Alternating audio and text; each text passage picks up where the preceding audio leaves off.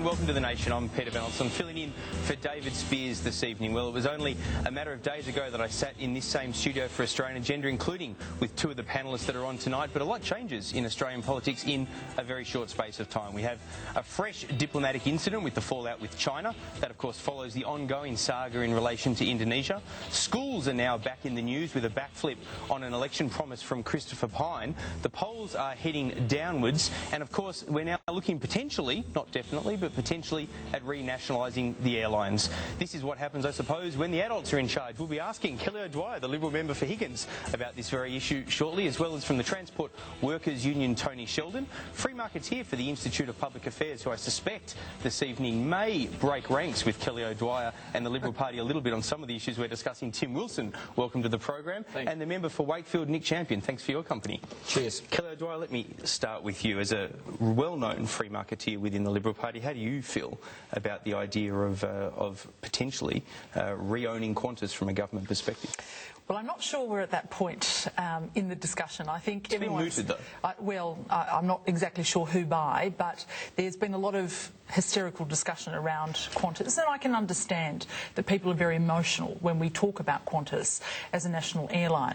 But I think the first thing we need to do is to get all the facts on the table, to understand the current position, and to, as Joe Hockey has rightly said, look at whether or not the legislation needs to be reviewed with ownership limits, and whether or not that would make a difference to letting Qantas be more competitive in a very globally competitive environment. But Alan Joyce has made clear, as the CEO of Qantas, that he doesn't think that the option that should be on the table is this idea of changing the foreign ownership restrictions, and that only leaves, from his perspective at least, the possibility of taxpayers' funds going into the airline. Is that something that should be on the table in your view?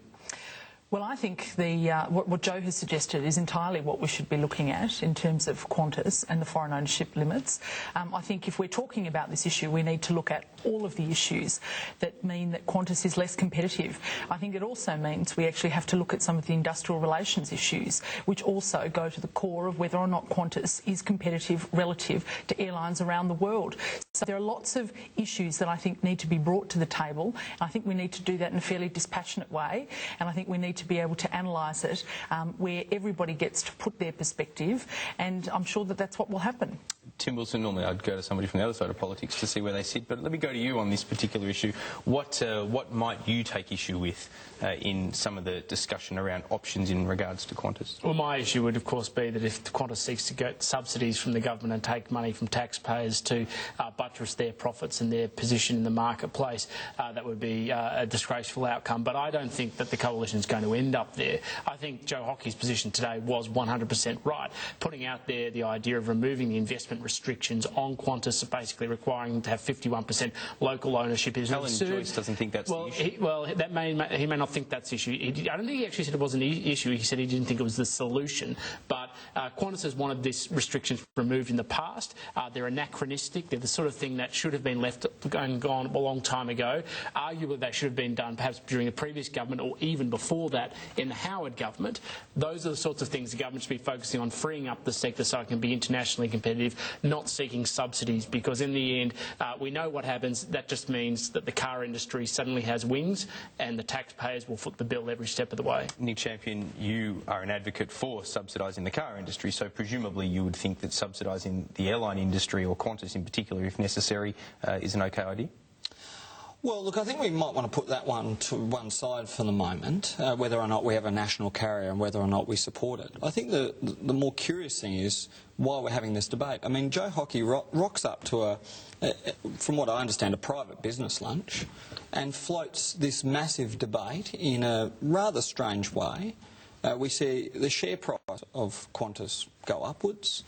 And then we have the Treasurer of the country coming out and saying, oh, let's have a debate. Let's have a debate. And by the way, I don't really have a position. I kind of have a position. And this is kind of choice. But that's consultation, isn't it? No, the Rudd-Gillard governments could have done the same. No, it's not consultation. And it's not really having a debate. And it's not having a position. And we were told the adults are in charge. Well, adults have positions, and if you're an adult and you're treasurer and you want to do something, then you just stump up and say, this is the proposal. We'll open this up in a moment, but I just want to come to you now, Tony. And so there's a question of why are we having this debate and how are we having this debate? No real government proposal on the table, and it just left out there, frankly, to commentators and think tanks to sort of throw We're about. having the debate because Qantas put it on the table. Well, Tony, Sheldon, let me ask you, you've got more skin in the game here than anyone around the table because you've got a lot of members that are involved and affected by what happens at Qantas. What's your view? Well, we've got many thousands of workers right across the aviation industry, but equally importantly, we've got a national economic interest about what happens at Qantas, Virgin, Rex, a whole number of aviation services. And the real question is about how we actually get a proper industry operating within the country, because we've seen 8,000 jobs outsourced overseas. We've seen jobs within this country that have been turned to part-time. We've seen Qantas ham-fisted approach to its Jetstar Asian expansion.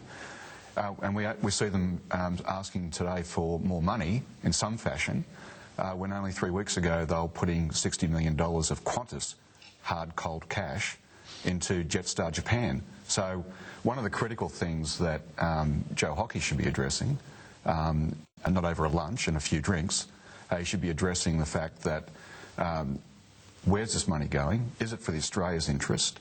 If there's any change, is it in Australia's interest for employment, for our economic interests, or is it just money that can be flitted away in Southeast Asia and a failed operation in Jetstar? Well, Kelly O'Dwyer thinks that industrial relations reform in relation to the airlines is something that could be considered. How's your response to that? I totally agree with it. And quite clearly, where a company can put 100,000 passengers without any warning to the general public and close it down, lose $200 million the same year as a result of that cavalier approach, very ideologically driven, strand nearly 2,000 children around the world unaccompanied, and say that's just part of doing business, then we have to do reforms.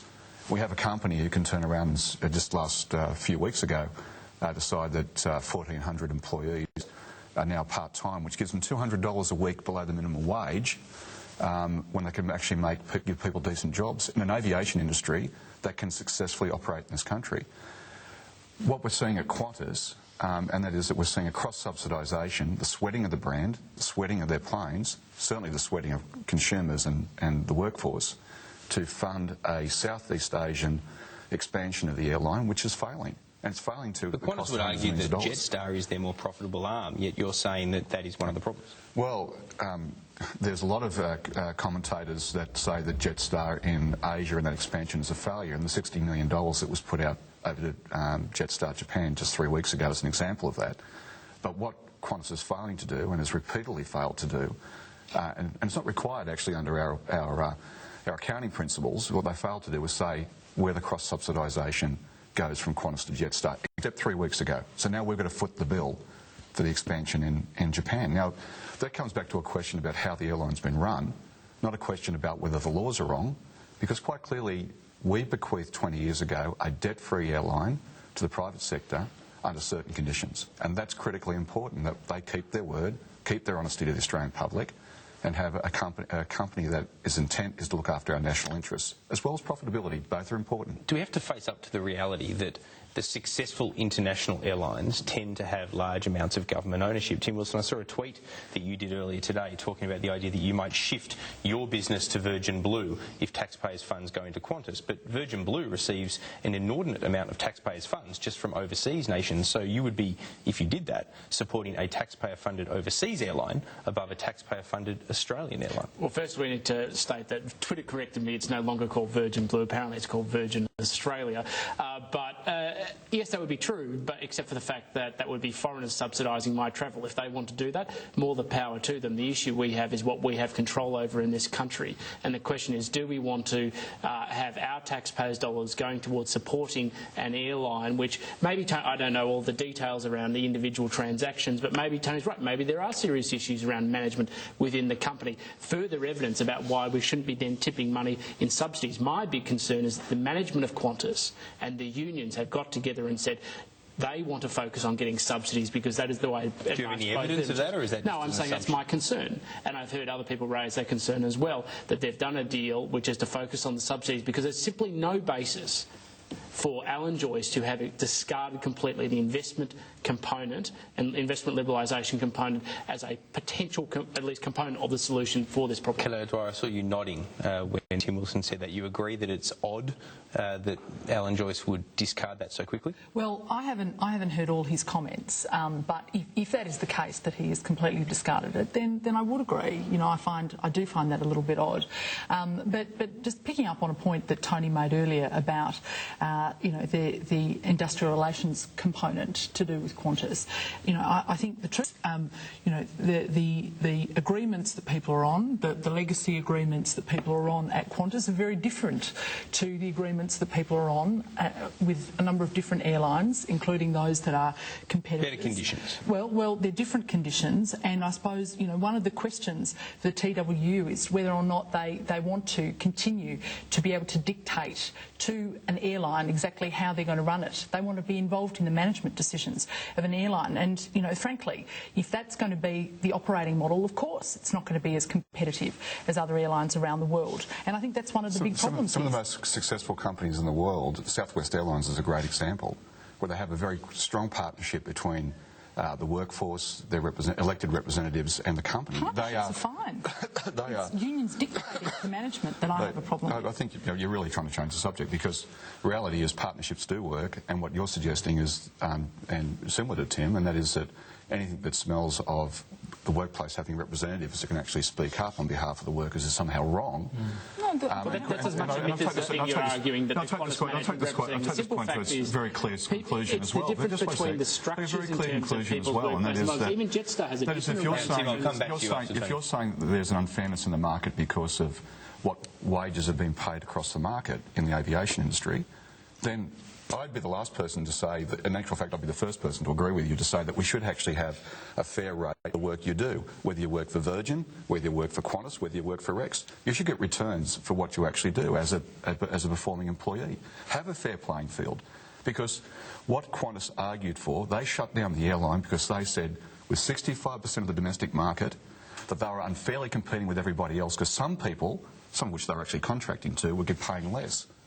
So you can't have it both ways. You actually have to say, do we want to have a fair return for the community in the aviation? We want to have planes flying in the air and not falling into the ground?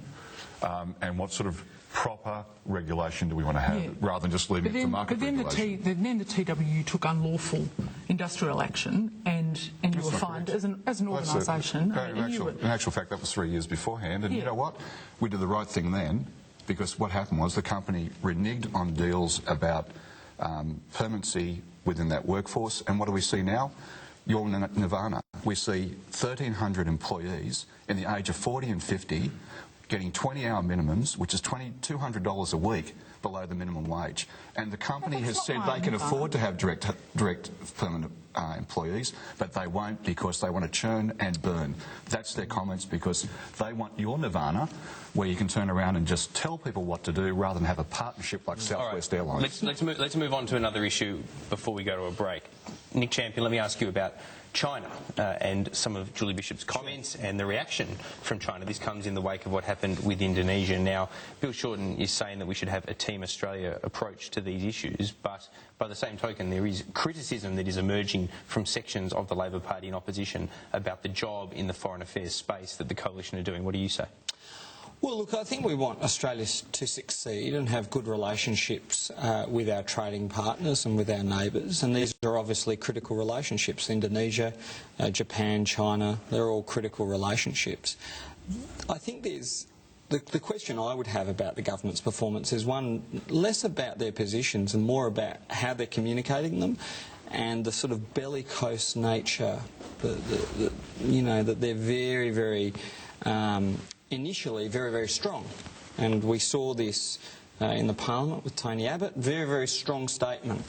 And then, you know, a few weeks later, we've got a bit of a problem, so they slowly get to a more diplomatic outcome. And I think that might be the issue that's emerging with this government. So was there a problem with the reaction to China, calling the Chinese ambassador in relation to the dispute with Japan? Well, time will tell, I think, about that. Time will tell. But it is a very, very emotionally charged dispute between China and Japan. It has a lot of history to it, and I think it's in our national interest to be very, very careful and not inflame the situation. What we need is a situation where this is resolved by rules, by diplomacy, by engagement, rather than unilateral action or reaction to a unilateral action. Is there a problem, Kelly O'Dwyer, with... No, there isn't. There isn't a problem. And this is what I find completely bizarre, is that you've got every single different ALP member of parliament out there totally freelancing on our foreign affairs policy. You know, we had Bill Shorten in the parliament say that he was going to be for a Team Australia approach, and you've got people like Tanya Plibersek, who is the opposition spokesperson on this whole matter. Well, I thought you were in favour of free speech, Kelly. Saying completely different things to the leader. The truth is, we have to always stand up for Australia's national interest. We have to be very clear. But are we doing that we have to strengthen the relationships within our region. But are we doing that by taking on China on an issue that is so emotive to them? No. What we have done is we have simply raised concerns that unilateral action... They haven't done that. I'm happy to finish. They haven't done that. But in actual fact, there's been an overreaction. There's been an L-plate type approach to this. And what does that mean? That doesn't mean... There's been an overreaction to it. I'm not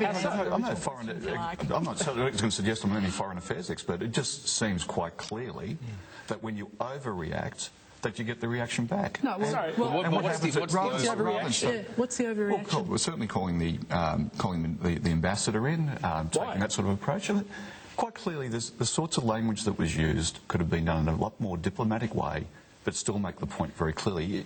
Anyone can see this as a long-term game being played by China, and it could be done in a more diplomatic way, because quite frankly, whether it be that or other issues that have been happening in the foreign affairs space, with Indonesia, for example, that there has been an overreaction about how the government has actually approached both issues. They've stumbled away. They've stumbled their way through it. They've stumbled their way through it. They've stumbled their way through it. Let me ask this question back to you, Kelly O'Dwyer. Why should Australia even get involved at all in something that is a dispute, a regional dispute that doesn't involve us, between Japan and China? Why call either ambassador in? We need to take a strong interest in our region, and we are strong leaders within our region. And I think it's entirely appropriate that our Foreign Affairs Minister, Julie Bishop, was quite appropriate in raising concerns about unilateral action taken by China. Now, unless you actually call in the ambassador to actually raise these concerns with them, you're in fact not putting Australia's national interests first, and you're not playing the appropriate role in the region that we should be playing.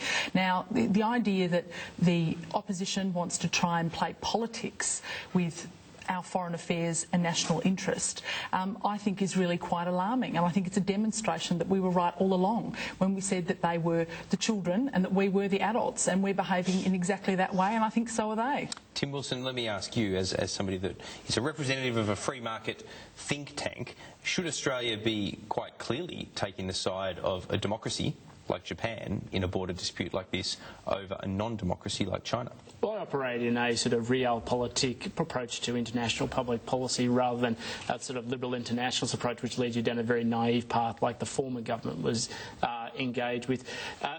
Absolutely, we should be making appropriate, reasoned, diplomatic engagement on the particular issue, and I don't see any evidence that there is anything other than Julie Bishop doing that.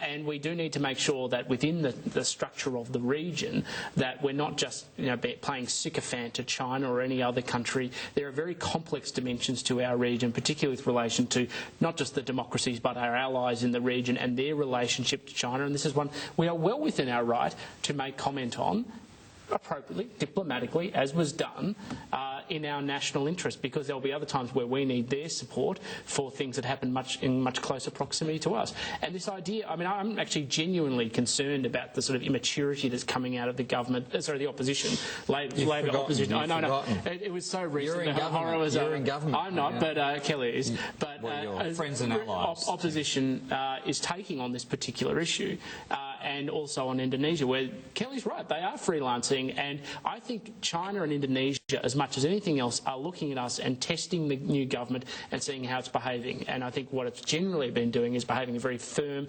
and stern manner in the appropriate way for this national interest. The opposition has made a very considered approach to this matter, and the opposition and the spokesperson has made a very considered approach to this matter. And what's clearly happening, and that is that from all the commentators in the foreign affairs space are saying that it has been badly dealt with at the beginning of the Indonesian matter. And quite clearly, it's incredibly important that we get it back on track. And quite rightly... But no, I was just putting that. I mean, if you have a spying situation, irrespective of who did it, there are going to be issues with that. I don't think the issue was the immediate handling. The fact that we spied in the first place might actually be much bigger. We need to take a break, but just final thoughts on this issue from you, Nick Champion. Well, look, I think we have to be, as I said before, it's more a matter of style as well as substance, and I think that perhaps the government's got the style element of the diplomacy issue wrong. But you agree with the substance? Well, I don't substantively have a problem with many of the things expressed in black and white, but I think the way they're going about it does leave you wondering whether or not it's prudent. So you wouldn't have said All right. Serious. We're going to move on from this issue. We're going to take a break. When we come back, we're going to talk about education, which has well and truly been in the news this week. You're watching The Nation.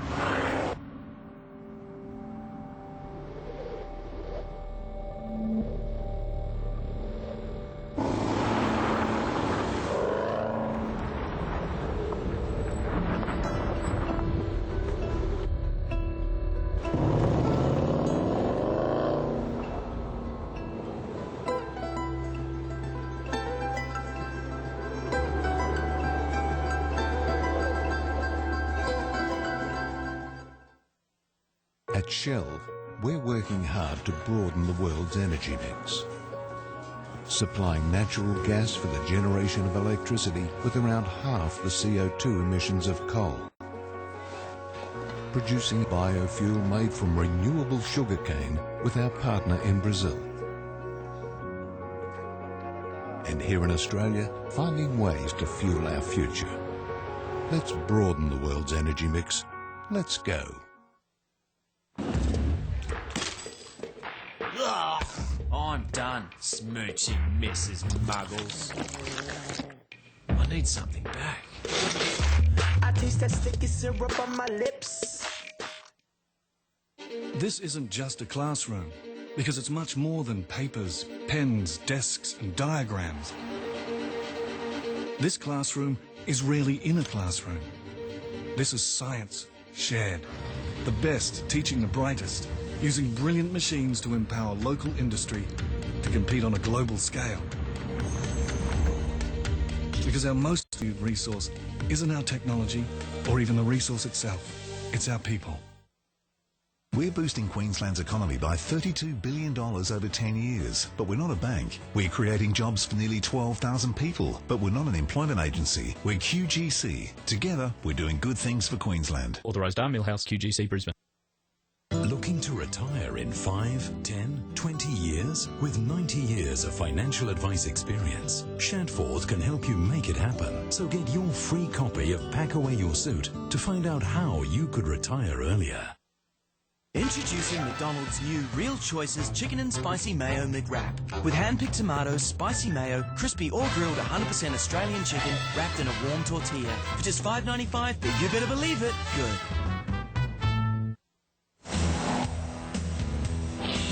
Welcome back. You're watching The Nation. I'm Peter Van filling in for David Spears this evening. I'm joined by Kelly O'Dwyer, Tony Sheldon, Tim Wilson and Nick Champion. Before the break, we were talking about interviews. We're going to move firmly into the space of domestic politics now and domestic public policy, I suppose. Education, a key issue, Kelly O'Dwyer, and the accusations seem to be that there's been an election broken promise here. How do you see it?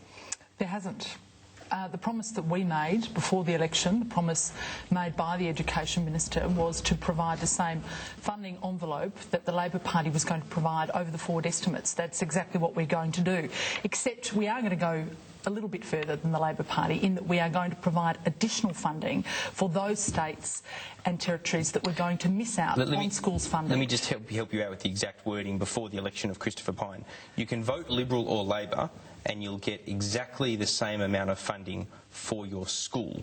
Now, that was clearly a mistake, wasn't it, isolated to individual schools, because since the election, with what he's announced in the last couple of days, both he and the Prime Minister have refused to confirm that individual schools will get the same funding under their same funding envelope, under whatever they rewrite Gonski to be beyond year one.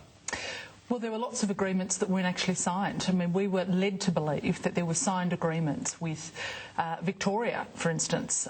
There was no signed agreement. But this includes where the signed Victoria. agreements are, like New South Wales, for example, and that's why Barry O'Farrell is so upset, because those words, you can vote Liberal or Labor and you'll get exactly the same amount of funding for your school. That was Christopher Pyne's wording, but now the Coalition is saying otherwise. That clearly is a backflip, isn't it? We're saying that you're going to get the same amount of funding for education, for schools. But that's not what you said before the election. Well, you know, lots of things are said, and what we Lots clearly of promises said, are given. What we clearly said before the election was that we were going to provide the same quantum of funding that the Labor Party would provide. So was that just a on slip of the tongue education by Christopher Pyne? Over forward estimates. Well, look, you know, you've quoted something that I haven't heard before from Christopher Pyne, but what we clearly committed to before the election, what was clearly in our policy documents before the election, was the fact that we would provide the same amount of funding to, you know, the various different states that the Labor Party was going to provide, and we agreed to do that. That's what we're going to be delivering, but we're not going to leave out.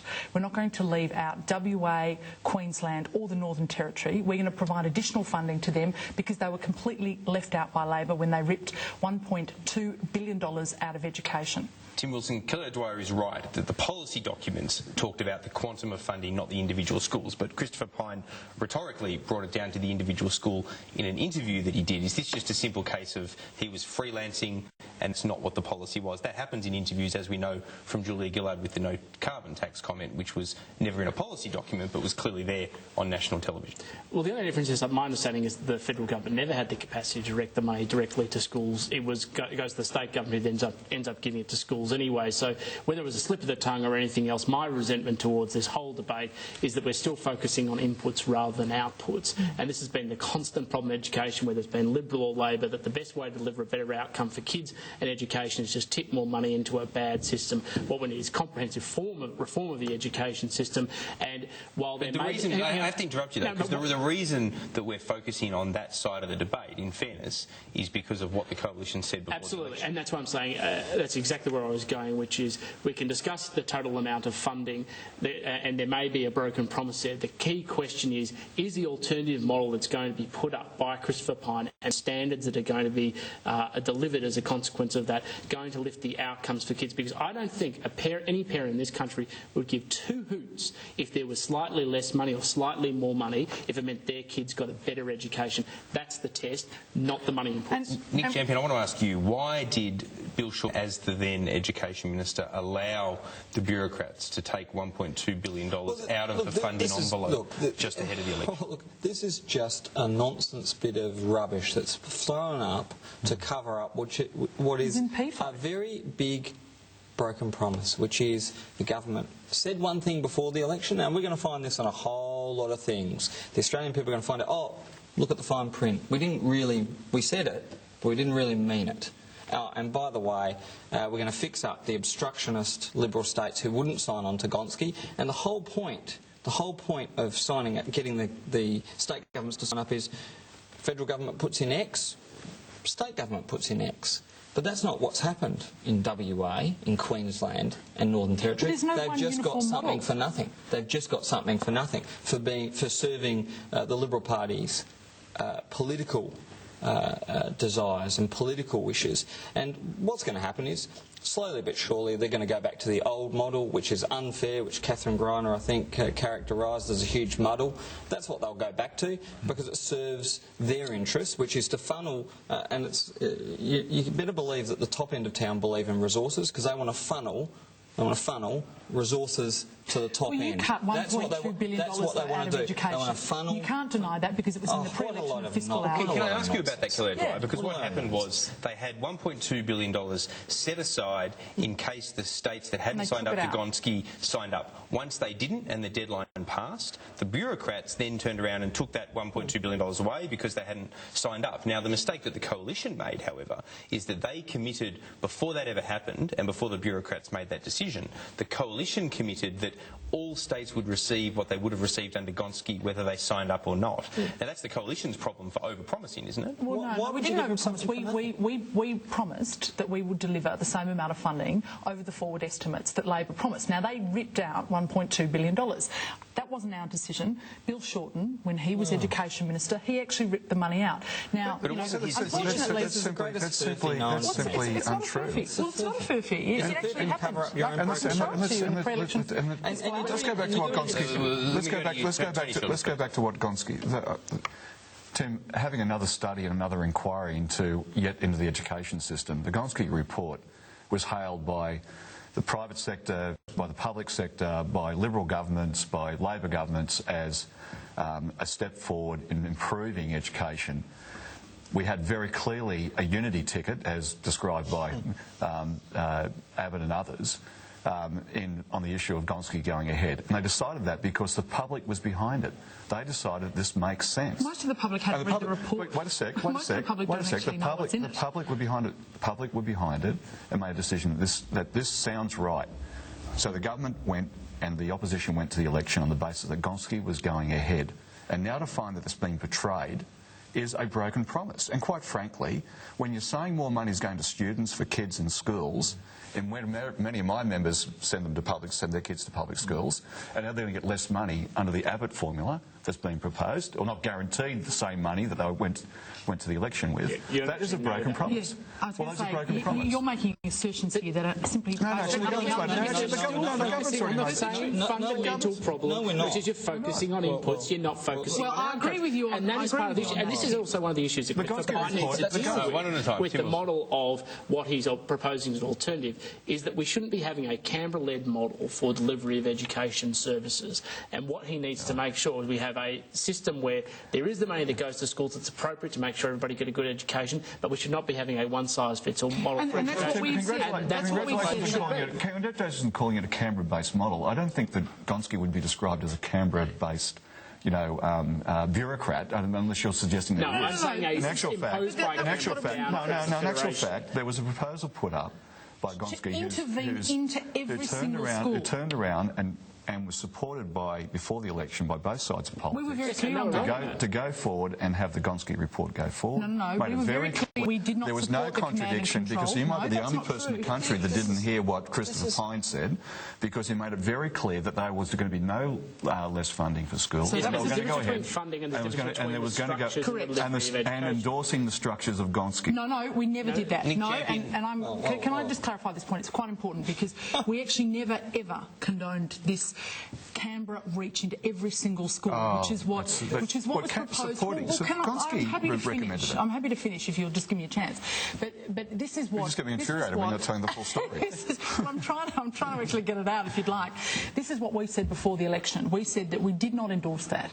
What we did endorse was giving parents and principals autonomy to make decisions about getting the right educational outcomes for their students, because they are best placed to actually know that. And I think Tim makes a very good point when he talks about the importance of getting the right outcomes for students.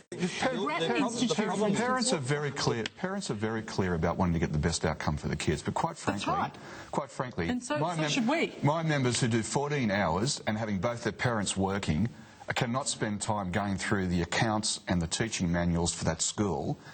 Quite clearly, the decision has been made and was supported by the government and by the opposition to have this is a formula that was well Principals thought through need to the turn ability around to talk about their own curriculum, to make decisions about their own staff.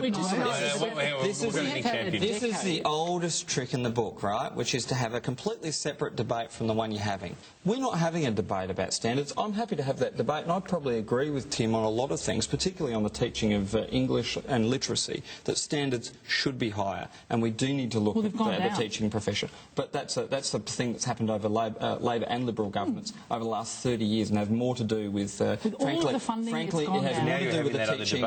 That's right. But the Gonski debate is a debate about funding. That's what it's a debate about. And we didn't hear about command and control and the federation and having this wonderfully diverse system. I need to make before clear, the election. I've always talked about that. But even then, what we heard was a unity ticket. A unity ticket. That's what we heard. On the quantum of funding, and that hasn't changed. What we've got is a broken promise, and it's just as simple as that. And the more you shilly-shally and try and change the debate, the worse you look. Just admit that you've broken the promise. We haven't. Just admit. Well, hang on. Well, if you haven't, I just need to understand this, because it might not have been in the policy document, but correct me if I'm wrong. Well, Christopher the policy Pyne, document is fairly fundamental. But also, I assume that Christopher Pyne, as the Shadow Education Minister, what he says counts too. And what he said was that all schools, the same amount of funding for your school. What we have said, and we have been very clear on this before the election and after the election, is that the total quantum of funding under Labor and under the Liberal You can vote Party, Liberal or Labor and you'll get exactly the same amount of funding for your school. We haven't changed that. You could go That's what out I've and said. tell us. That's what everybody else You could go out and tell us the sky's red. I'm sure with great conviction. Sorry, let me just. But it doesn't change the fact that it's blue. It's clearly an incorrect quote because by him or by me. No, the whole proposition, it's whether it's an accident or a slight or it was deliberately misleading. I doubt it was deliberately misleading. So you never withdrew the comment. You actually let it stand as part of an election promise. And let's just get this clear, because the money goes to the states and they make the decision. You're sounding like a defender, Tim, not like an independent think tank. No, what I'm saying is, whatever the justification for it, it's incorrect from the outset, because the state's got the money. The issue is, the annoying thing is this continued discussion about focus on input, which is just a cheap political argument between both sides of politics, rather than what the outcomes are for kids. And also, why are you interested in rather than outcomes for kids? There's more votes in that. Well, I am. Well, I am, but we're asked about Gonski, which is a funding model. Where that money goes.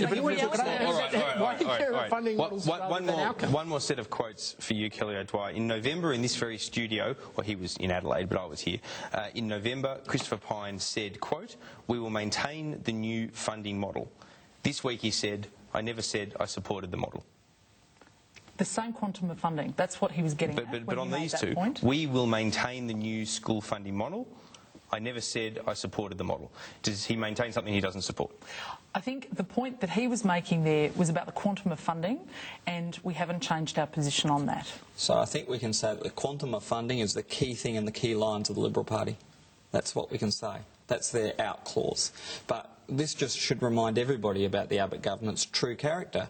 And you remember what he said, don't trust anything I say, look at the documents. So people better be, next time the government goes into the election on industrial relations or on tax, they better be looking at the fine print. All right. On that note, we're going to take a break. When we come back, we're going to move on to the polls to start with and ask the question, why has the honeymoon ended? Indeed, it has. The nation.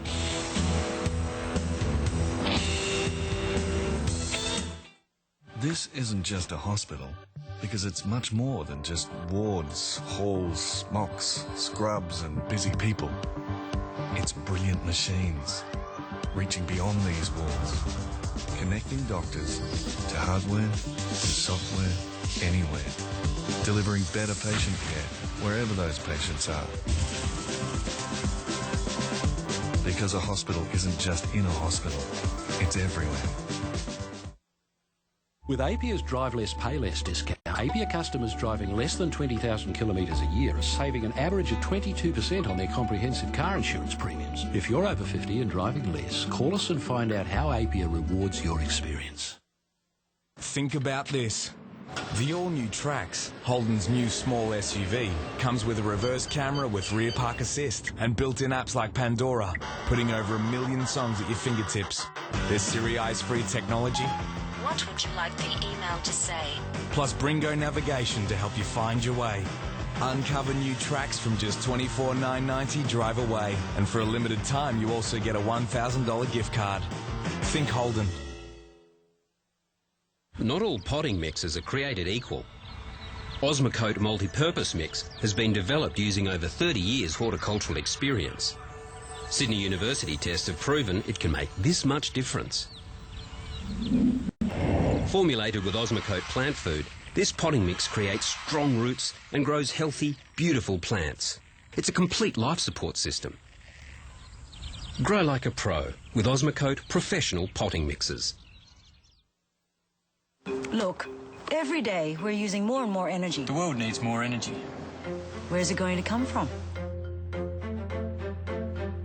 That's why right here in Australia, Chevron is building one of the biggest natural gas projects in the world. Enough power for a city the size of Singapore for 50 years. What's it going to do to the planet? Natural gas is the cleanest conventional fuel there is. We've got to be smart about this. It's the smart way to go.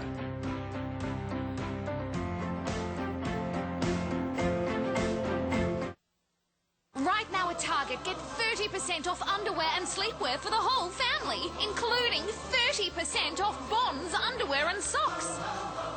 Get more, pay less at Target. Give more, pay less at Target.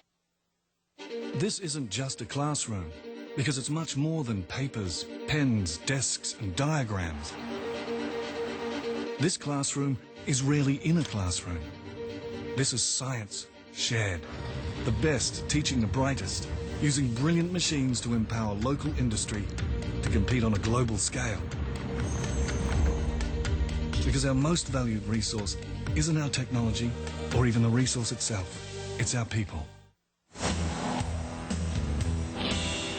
Welcome back. You're watching The Nation, where I'm talking to Liberal member for Higgins, Kelly O'Dwyer, from the Transport Workers Union, Tony Sheldon, from the Institute of Public Affairs, Tim Wilson, and the Labor member for Wakefield, Nick Champion. Now, before the break, we were talking about education. We're going to move to another issue that's domestic, but in relation to, I guess, international factors. The GST, there's been a debate and a discussion developing this week in relation to whether or not we should look at putting GST, trying to put GST on online items that are purchased that are less than $1,000. Now, this discussion started when Labor was in power. They did some work into it. The ultimate conclusion, I think, or partial conclusion, was that it was too difficult to administer, too costly to administer. Kelly O'Dwyer, let me start with you. Last night, actually, fellow backbencher, Liberal backbencher of yours, Tony Smith, called for this to be done, and it's been discussed today by the likes of Joe Hockey as being something that's going to be looked at. What do you think? Well, all of the state treasurers have been making a case to the federal treasurer about the GST and the GST threshold. It's about $1,000 at the moment, and the concerns that have been quite rightly raised have been that it is very difficult for business, particularly small business, to compete, particularly when people are importing goods on which they are paying no tax. They have provided examples of the fact that in other countries around the world they have been able to solve this problem, and that one of the ways of doing that is to lower the threshold and actually apply the tax to the goods that actually are coming in. I know that that's something that is being looked at the moment, and again, it's for the state treasurers who actually benefit from the GST to actually make the case and to make sure that it is worth putting the administration cost on in order to collect that tax. Nick Champion, if it's happened overseas, as Kelly O'Dwyer says, successfully in more than one country, why was David Bradbury, when he was the Assistant Treasurer, unable to find a way to get it done administratively? Well, I think it comes back to this question, does the administration costs of the tax justify the revenue that you would raise? And I guess that's that'll be a question that's answered, you know, as they work through these things. But online sales are still actually quite small in terms of the overall retail market. We hear a lot about it, but in actual fact, people still, for most of their retail sort of purchases, still go to shops, and that's. So the trend is going in the other direction. Look, I don't know about the trend. There's certainly a small loss of market share. I think it's up to about 5% now. And you know, look, I used to come from the Shop Assistants Union, so I've got an emotional disposition to support people at Myers and Coles and places like that. But look, the internet is changing the world. There's no doubt about that, and it's changing consumers. So you wonder whether you can fight it?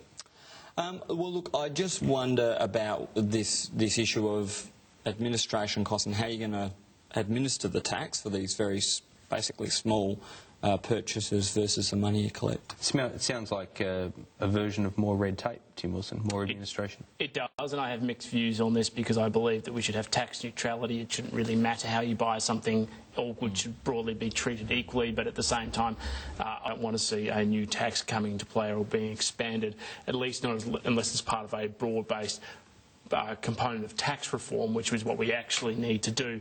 But there are different components. There's the retailers who are up in arms saying we need this tax because it's harming our domestic business. Now, that's just a tosh. I mean, there are so many different reasons why retailers are doing badly in this country, from retail tenancy costs to labour costs to the fact they're not providing the goods and services people want. The GST has very little, if no, impact on that. But it doesn't help. It doesn't help, but it's like, you know, the last little, it's the last straw, but it may, amongst, you know, 1,000 other that have been laid before him. The other part is the state treasurers, and most of them are after extra revenue. That's all they want, because they don't actually want to deal with the issues they have in terms of spending and the structures of spending. So to me, this is just a furphy. Everybody pushing it for vested interests, and in the end, the consumers are going to end up paying, and there's not going to be any significant dividend. And Tony Sheldon, there's a fair bit of politics in this as well. The week started with Bill Shorten putting a fairly rational case as to why this might need to happen, but then as soon as it was being discussed by the Liberal Party, both at the federal and at the state level, there was a lineup of Labor ministers over the last 24 hours, shadow ministers I should say, who have come out to condemn the move. That's another contradiction between the leader and his troops. Well, I could say I probably agree with something, unfortunately, with Tim. You heard it here tonight on your show. Well, on this one issue, I'm going to try to slay me down on something else. Let's get back to industrial relations. Well, which I will. But there is a question about tax neutrality and about how that works. And there is obviously a very important question about, you know, what is the cost benefit of putting the tax there, and at some point there will be a cost benefit. So to me, making sure that we maintain Australian jobs and we have a neutral tax system is critically important.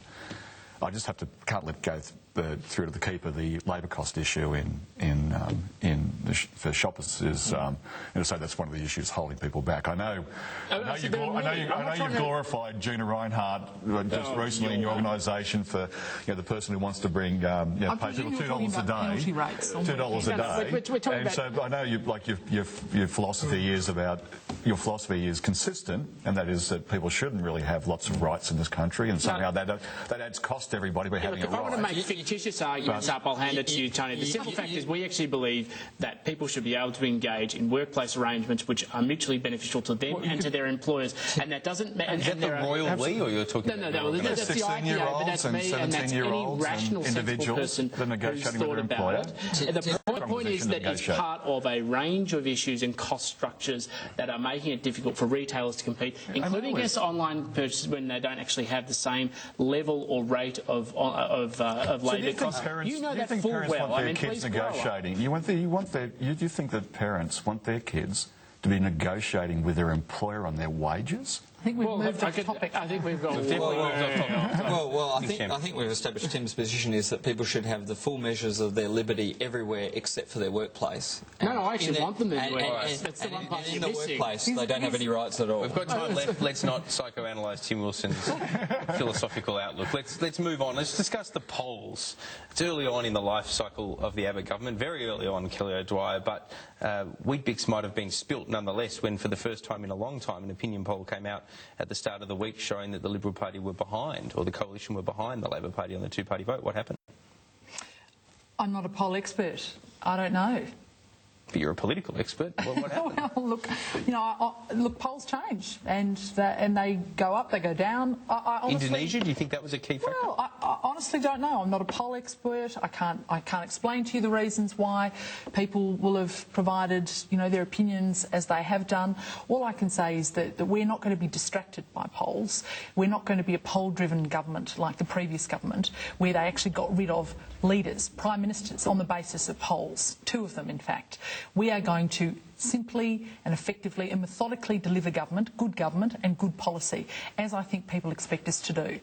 Was that done, Tim Wilson, in relation to the handling of the Indonesia situation? It did seem to escalate before it started to level out a little bit when there wasn't a direct line of communication between the Indonesian president and Tony Abbott. Rather, there was Tony Abbott talking to the Australian Parliament. Well, Peter, first I want to go back to your original question, which was about the polling, and I think giving far too much credence to the Fairfax poll. There have been 3 polls this week. I can't believe you're not more loyal to your employer, but that's your choice. There are 3 polls this week, one by... It would hardly have worked for me to say, Kelly O'Dwyer, a 2-party result of 52-48 in your favour. That must be concerning. Hang on, but this is the point. There were 3 polls, at least I've seen this week. One was the Fairfax one, which had the Coalition slightly behind, and they had the Essential and the News Limited poll, which basically both showed that the Coalition... But numbers are down even on the News poll. I'm not trying to dispute that, so I think putting too much weight on that would be foolish for a News Limited journalist or an independent observer. The key issue then is to answer your question about Indonesia. Look, there was a lot of colour and light at the early start of the revelations. How much of that was Tony Abbott's fault, I think, was incredibly small, and the government's fault was very small. What's been clear is that since they've actually managed the issue quite successfully, and there's still plenty of stages of this to go. I mean, Greg Sheridan had an excellent column today in the Australian going through the fact that there has been there's good management in the past week, but we can't say there's not going to be more, and that's going to be where the test is going to be. These are early days, and so is that going to contribute to the poll? Yeah, maybe, but there might just be people being distracted by other things or being excited by other things. Nick Champion? Well, look, I think this is the beginning of people working out what this government's like, and they're an opposition that promised everything to everybody. So if you were out bush with Barnaby, he was against foreign investment. But if you're in a boardroom with Joe Hockey, he was for it. And now they're being found out. And that the process of government will soon, I think, rip and tear away at some of the contradictions that are just inherent in this government. Well, you see it on education, you see it in foreign investment. You raised Barnaby Joyce and you raised Joe Hockey, which raises a nice final topic to discuss before we run out of time, which is, of course, GrainCorp. Now, Kelly O'Dwyer, what would you like Joe Hockey to do on GrainCorp? I don't think that Joe Hockey needs any advice from me directly via your cameras. What about Barnaby? What do you think Barnaby would like to see done on GrainCorp? Well, look, I suspect Barnaby's made his position quite clear, as has Warren Truss, and Joe has also equally made it very clear that he's actually going to look at the information on the table, the recommendations from the Foreign Investment Review Board, take foreign investment seriously in our country. We need it in order to grow businesses. But one of the great businesses. things about our parliamentary system and the tradition of the Westminster system is that backbenchers are free to offer views unrestricted by the restrictions of the front bench. So your personal view on GrainCorp? Well, look, I have written very extensively on foreign investment. I think you would need very serious reasons to actually knock back a foreign investor in a situation such as this. And, you know, frankly, I can't see the case for that. Now, I'm not privy to all of the information that's been provided, but I would find it, you know, very interesting if in fact it was a case which was knocked back by the Foreign Investment Review Board. Can I ask you, Tony Sheldon, Paul Howes came out on an Australian agenda in favour of GrainCorp being allowed to be sold to the US company. Did that surprise you to see a union official in favour of a foreign ownership sale like that? Paul has a lot of views on lots of issues, but also he has a very strong view about that sector, which he has a close relationship with. He's obviously he's very active in that area. But I think there's a really critical question, and that is that what is in the national interest in this? And you know, I may well come to the conclusion that it's not the national interest as well to actually have foreign investment in there, but what certainly many people... You and Barnaby in lockstep. Well, maybe I am. One of the things that Barnaby's and others, certainly the community in the bush, is rightly concerned about, and that is that what does this mean for national food security? How is that going to be addressed? That just letting it saying that the answer is the market should be allowed to operate is ridiculous. No. The question is it can't be solved by the foreign investment question. I mean, all these other issues that people try and sort of wrap into the question around foreign investment, around land use, around what our taxation system should be. But as your colleagues wrap in these issues? No, I'm saying the broader commentary, right? The broader commentary on this. I think we have to separate out the issues because we need the right policy framework in place. And all of those issues actually get sorted out by having the right policy framework in place. The separate question as to who owns a particular company is, I think, a very separate issue, and you can't confuse those two issues together. Tim Wilson, the Liberal Party and the Coalition indeed, should it be paying substantial attention when effectively in unison almost all members of the National Party, rural representatives as well as rural Liberal representatives, have a problem with GrainCorp being sold to the United States company? when that's the case, even though the city dwellers of the Liberal Party dominate, is that pause for thought? Well, of course, it's pause for thought for a political party in making these decisions, and of course by a government, but there's no ambiguity about where my position lies. I mean, I actually agree with the sort of rational, intelligent position that, for instance, Joel Fitzgibbon put out there about foreign investment on an episode of Q&A, where he talked about the fact that just because somebody owns something, whether it be land or whether it be an investment, that happens to be attached to a foreign company or a foreign investor, which even is a state-owned enterprise, we maintain sovereign right to implement laws over assets in our country, and if necessary to repatriate them or nationalise them if they're being abused or misused with appropriate compensation, so we're not stealing people's property rights. We're entirely reasonable to let it go through, and it's very sensible to do so. We're almost out of time. Where do you sit on this, Nick Champion? Well, generally speaking, I think foreign ownership or foreign investment is a desirable thing, but I think in the longer term we want to be a nation of savers rather than lenders or borrowers, lenders rather than borrowers. And I think the big concern about this for farmers is that these used to be, in essence, state-owned monopolies, that they, the silos or the infrastructure, and now they've become private monopolies in many instances. And I've noticed that You want to nationalise them? Well, no, I don't. But I noticed that the Queensland Premier, for instance, says, well, they should have to divest the ports. And so I do think there are some interesting competition questions, but they are separate from the foreign investment decision. There is a risk, Kelly O'Dwyer, that if the conditions are too onerous, then the US company would pull out. Would that be a loss for foreign investment in this country? Well, look, I don't want to get into lots of hypotheticals around this specific question because it is on foot and it's going to be decided by the 17th of December. Treasurers have over time put appropriate conditions on foreign investment approvals. I can't see that that's going to change with this current Treasurer. I think there will be times where he might wish to impose conditions, and then it's a matter of whether or not the company accepts the conditions that are imposed. All right, we are right out of time. Kelly O'Dwyer representing the Liberal Party, Tony Sheldon from the Transport Workers Union, Tim Wilson from the Institute of Public Affairs, and Nick Champion, Labor member for Wakefield. Thank you one and all for your company, and thanks very much for your company as well. David Spears will be back in the chair next week. I'll see you tomorrow.